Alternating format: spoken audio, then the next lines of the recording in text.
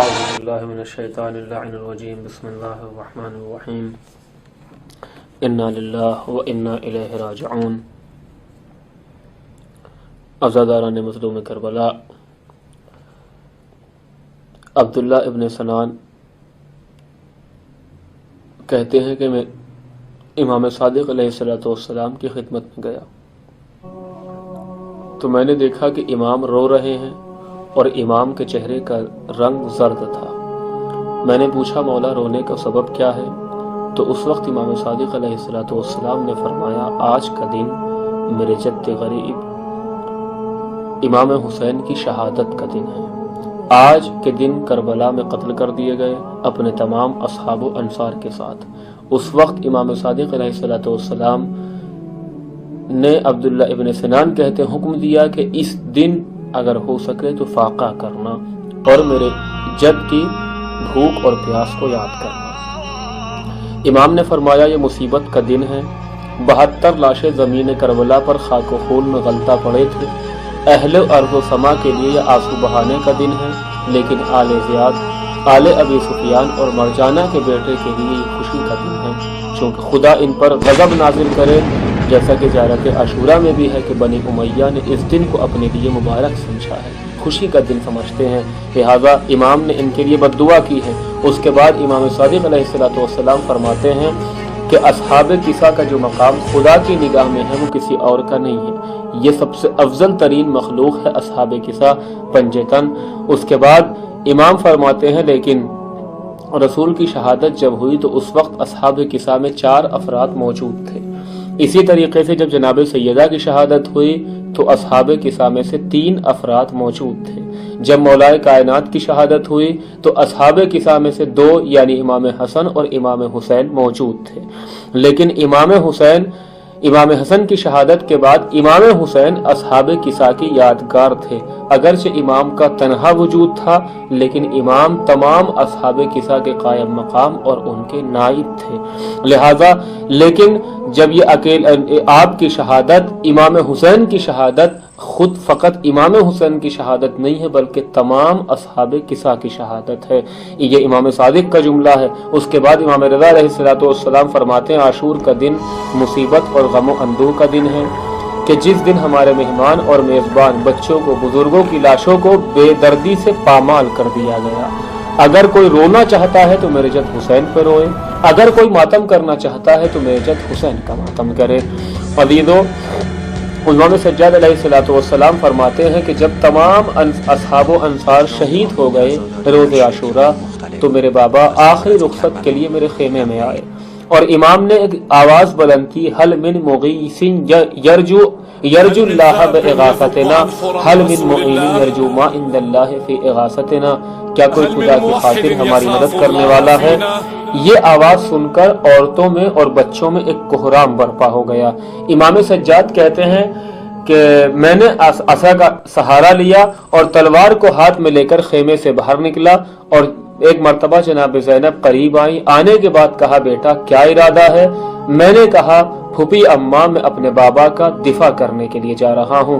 امام حسین میرے قریب آئے، گلے سے لگایا اور کہا کہ بیٹا تمہارے اوپر سے جہاد ابھی کربلا میں ساقط ہے، میری شہادت کے بعد تمہیں جہاد کرنا ہے اور قدم قدم پر جہاد کرنا ہے۔ کہ بابا وہ جہاد کیا ہے؟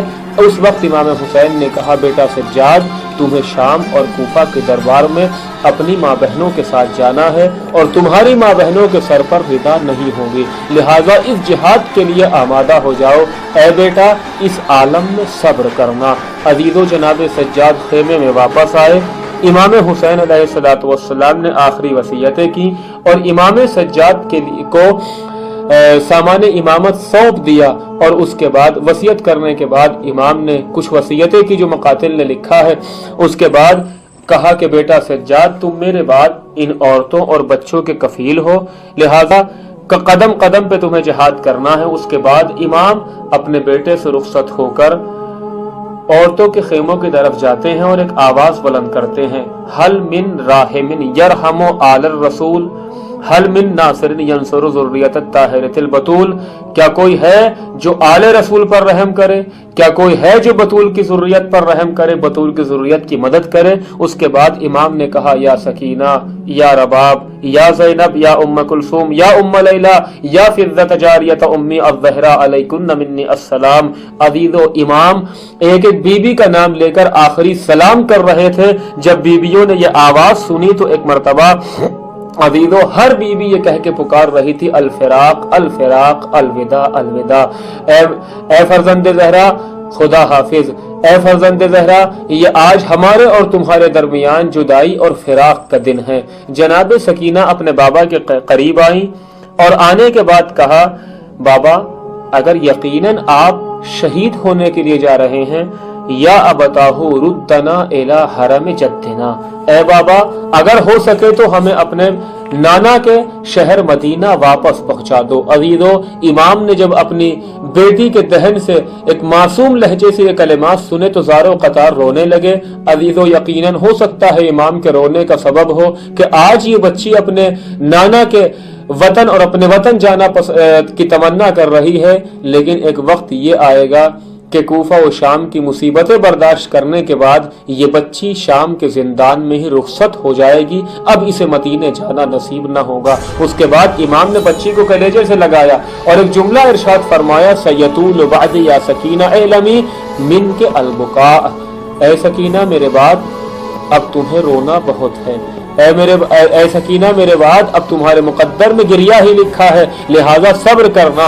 अब अजीजो, इमाम खेमे से बाहर निकलना चाहते हैं, कभी कोई बीवी दामन थाम लेती है और एक मर्तबा चिल्ला के कहती है, फरजंद ज़हरा अब हमारा मुहाफिज व नासिर कौन होगा। जनाब ज़ैनब ने एक मर्तबा इमाम हुसैन से कहा, अच्छा भैया बस आखिरी रुखसत। इमाम हुसैन को करीब बुलाया और गले के बोसे लेना शुरू कर दिए। अजीजो, इमाम ने जब सब गले के बोसे लिए, शायद जनाब ज़ैनब ने उसी मकाम के बोसे लिए हों कि जब शिमर खंजर चलाएगा और ये प्यासा हुसैन कत्ल कर दिया जाएगा।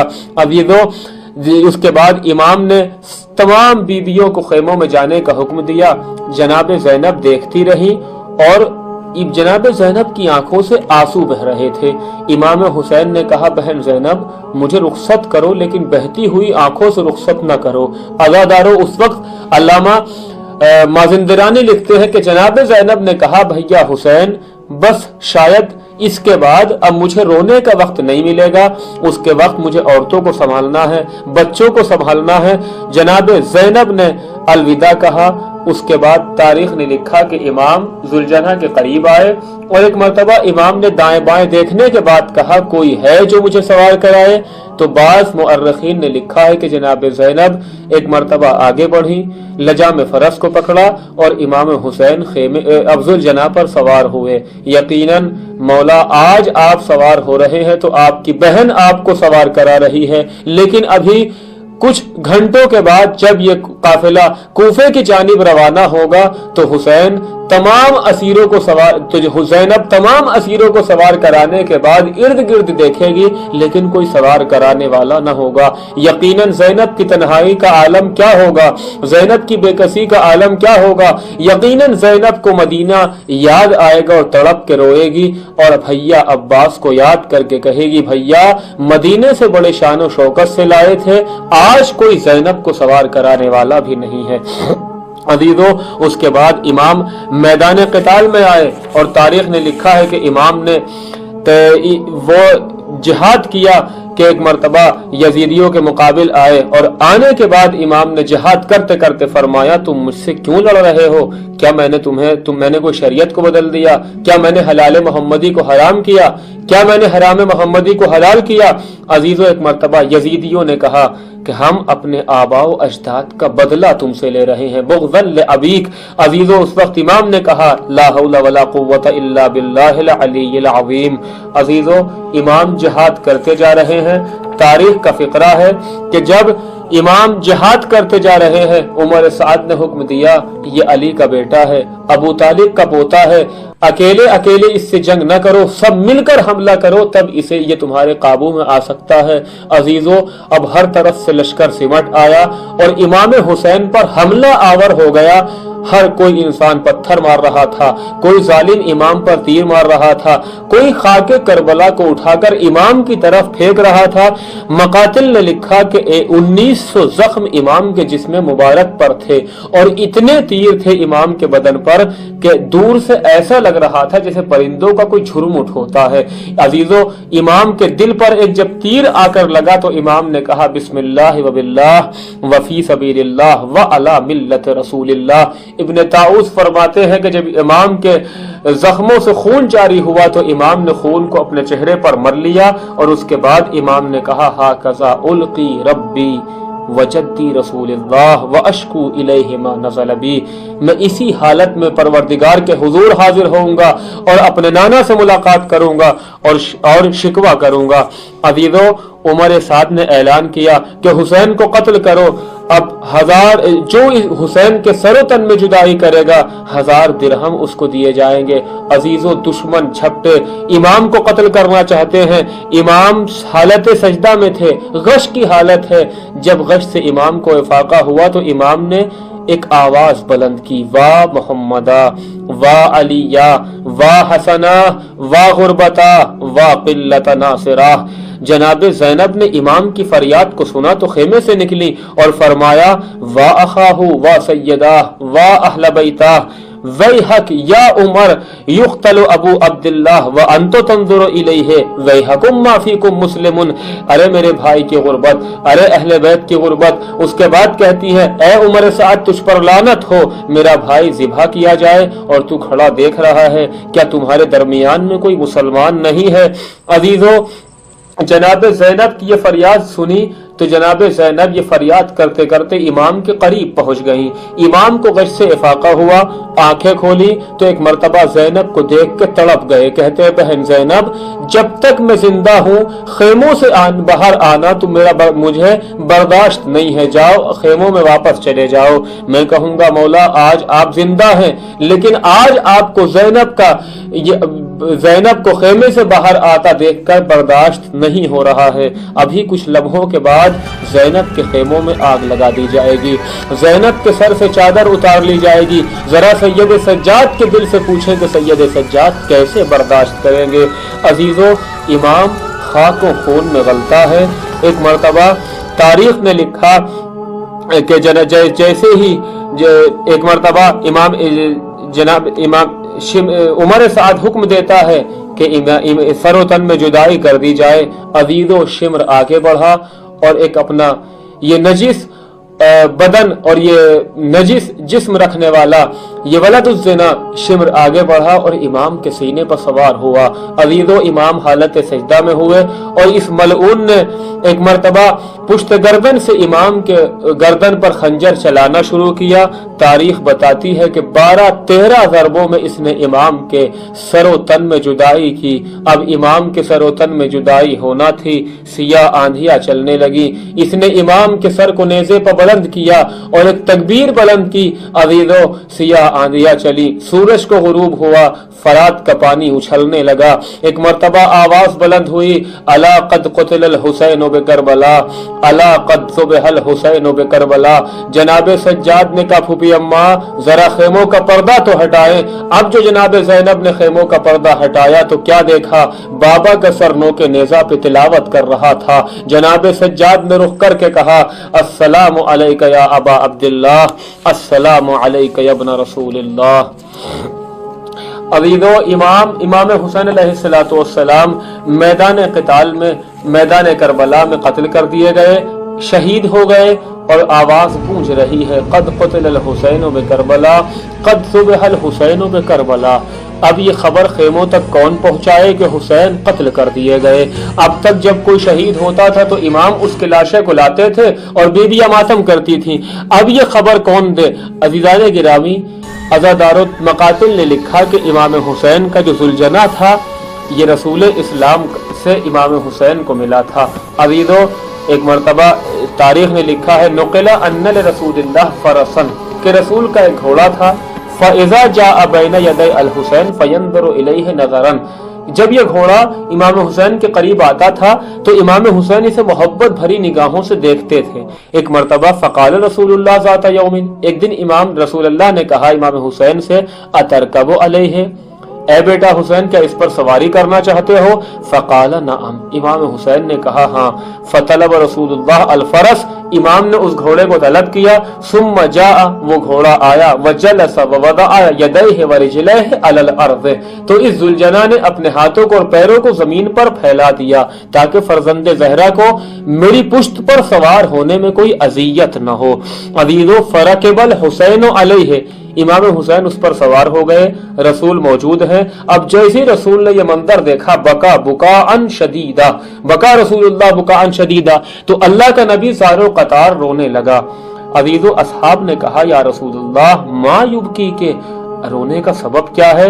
فقال ابکی للحسین، رسول خدا نے کہا میں حسین پر گریہ کر رہا ہوں، کأنی انظر الی ان ابنی الحسین بعدما اصاب علی جسدہ جراحات کثیرہ کاد ان یقع علی الارض فعند ذلک جلس الفرس فَإِنْ ذَلِكَ بَكَى الْحَاضِرُونَ بُكَاءً شَدِيدًا، میں وہ منظر دیکھ رہا ہوں کہ میرے بیٹے حسین کا جسم زخموں سے چھلنی ہو چکا ہے، زخموں سے چور ہو چکا ہے، اور زمین پر گرنے، میرا بیٹا حسین گھوڑے سے زمین پر گر رہا ہے تو یہ گھوڑا زمین پر بیٹھ جاتا ہے تاکہ حسین کو اذیت نہ ہو زین سے زمین پر آنے میں۔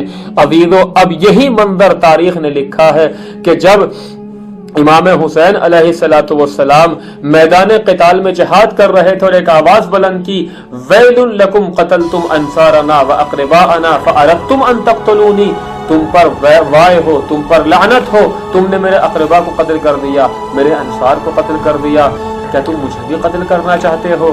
فنادا عمر بن سعد فی اصحابہ عجلوہ وقتلوہ، کہ جلدی کرو حسین کو قتل کر دو۔ فابتدع بقتلہ 70 رجلا، لہذا 70 افراد امام کو قتل کرنے کے لیے دوڑے۔ کل منہم یتبادر علی جز رأسہ، ہر ایک کی تمنا تھی کہ حسین کے سر و تن میں جدائی کر دے۔ عزیزو حسین قتل کر دیے گئے۔ اب یہ ذوالجناح اس کی وفاداری مقاتل نے لکھی ہے کہ امام حسین کے لاشے کو ڈھونڈ رہا تھا، تلاش کر رہا تھا اور سونگتا جا رہا تھا۔ فجعل یشم رائحتہ، یہ امام کی خوشبو کو سونگ رہا تھا، ہر طرف ہر ایک لاشے کے قریب جاتا تھا، شاید یہ میرے آقا کا لاشا ہو، شاید یہ میرے آقا کا لاشا ہو۔ ایک لاشے کے قریب گیا، اس نے امام حسین کے لاشے کو پہچان لیا۔ وَيَقْبَلُهُ بِفَمِهِ، اس نے اپنی زبان سے امام حسین کے قدموں کا بوسہ لینا شروع کر دیا۔ وَيُمَرِّغُ نَاصِيَتَهُ عَلَيْهِ، لہذا اس نے اپنی پیشانی کو امام کے قدموں پر ملنے لگا۔ وَهُوَ مَعَ ذَلِكَ يَسْحَلُ وَيَبْكِي بُكَاءَ الثَّقَلَا، تاریخ نے لکھا کہ اس طریقے سے امام کے لاشے پر یہ ذوالجناح بکا کر رہا تھا کہ جیسے ایک ماں اپنے جوان لال کی میت پر ہوتی ہے، اور کہتا تھا امام کی شہادت سے پہلے یہ ذوالجناح کہتا تھا اللہم وسع علی سیدی الرزق، اے پروردگار میرے آقا کے رزق میں فراوانی عطا کر، اللہم اجعلنی الی سیدی احب من اہلہ ومالہ، اے پروردگار مجھے حسین کی نظروں میں محبوب بنا دے۔ اس کے بعد یہ کہتا تھا اللہم ارزق سیدی علی ظہری الشہادہ، اے پروردگار حسین کو اگر شہادت نصیب ہو تو میری پشت پر ہی شہادت نصیب ہو، زین سے زمین پر نہ آ پائے، لیکن اس کی یہ تمنا پوری نہ ہوئی۔ عزیزو لہذا یہ امام کے لاشے پر گریہ کر رہا تھا۔ فوضع ناصیتہ فی دم الحسین، لہذا اس نے اپنی پیشانی کو امام حسین کے خون سے رنگین کیا۔ ثم اقبل یرکض نحو خیمۃ النساء وہو یسحل، اس کے بعد یہ خواتین کے جناب زینب کے خیمے کی طرف دوڑا اور آواز بلند کر رہا تھا، گریہ زاری کرتا ہوا۔ اب عزیزان گرامی جیسے ہی تر خیمہ پہ ذوالجناح پہنچا ہے، جناب سکینہ باہر آئی، اب کیا دیکھا؟ فَإِذَا هِيَ عَارِيَةٌ مِّن رَاكِبِهَا، فقط ذوالجناح تو ہے مگر سوار نہیں ہے۔ وَالسِّرْجُ خَالٍ مِّنْهُ، اور زین خالی ہے۔ ایک مرتبہ تڑپ کے کہتی ہیں جناب زینب سے مخاطب ہو کے، یا امتی قتل واللہ ابی، اے پھوپھی اماں میرا بابا قتل کر دیا گیا، قسم خدا کہ میرا بابا مارا گیا۔ عزیز و ماتم برپا ہوا۔ وا محمدہ وا علیہ یا جدہ، جناب زینب نے کہا ھذا حسین صریح بکربلا مجذور الرأس من القفا مسلوب الامامۃ والرداء، اے نانا یہ آپ کا بیٹا حسین ہے کہ جس کے سر سے امامہ اتار لیا گیا، جس کی دوش سے ردا کو اتار لیا گیا، جسے پشت